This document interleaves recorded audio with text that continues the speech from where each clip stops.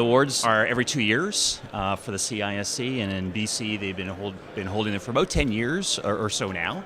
The purpose of the awards is to celebrate steel and construction, and a lot of the innovation and ingenuity of the entire consultant team and of the fabricators and detailers. As you see some of these projects, it's kind of fascinating of the challenges, what they have to deal with, and you get a really good challenging architect, and he really pushes the team, and it's surprising what actually comes out of them and some of the beautiful structures that result.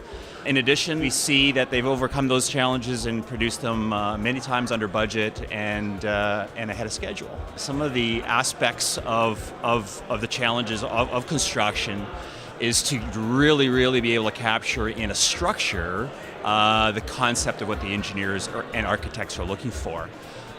So the engineer has to really be quite creative and dig down to a lot of first principles in order to be able to design the structure.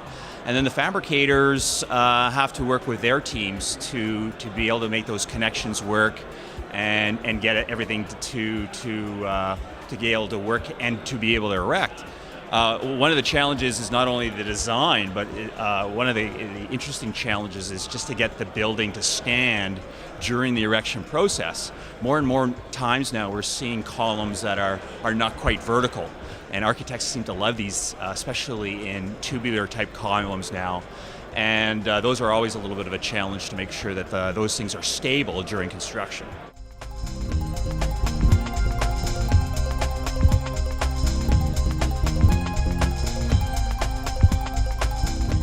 Sustainability is a big one, and I think all building materials are trying to show their sustainability, and that's actually a good thing. It's really moving the bar nationally and internationally, even provincially, and that's really where the economy needs, or the economy and society really needs to go. So we try to put a big push on it. We're trying to educate the community that we have our part to play. We also do some other awards such as engineering and architecture, and this is really to celebrate the ingenuity and the creativity of the consulting teams, both architects and engineers. And as we see some of these projects here in BC, it just shows that some of the great expertise that we have here in the province, and some of the talent that we have, and some of the amazing projects that they're able to deliver on.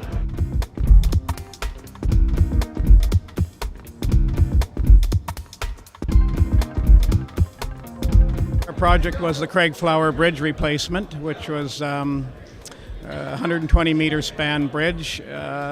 We had retained Hughes Condon Marler. At the proposal stage, we thought this had to be more than just a bridge project. We've done lots of bridges and stuff, but this was something special. This was the Gorge Waterway.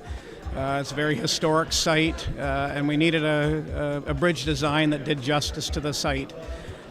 So we sort of stepped out of the box a little bit. We had, right from the very beginning, we had this Varindial arch truss design in mind, and that was the one that was vetted through the public process and everything, and it turned out to be the winner. It was more expensive. We could have done a cheaper bridge.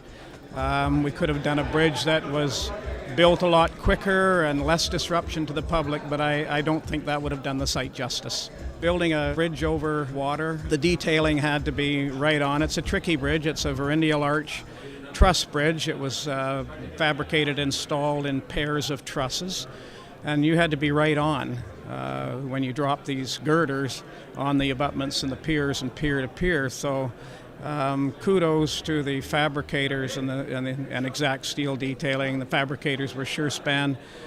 They did a great job with detailing that up, fabricating it, because it hit right on those anchor bolts. So that was a challenge, and they did a great job.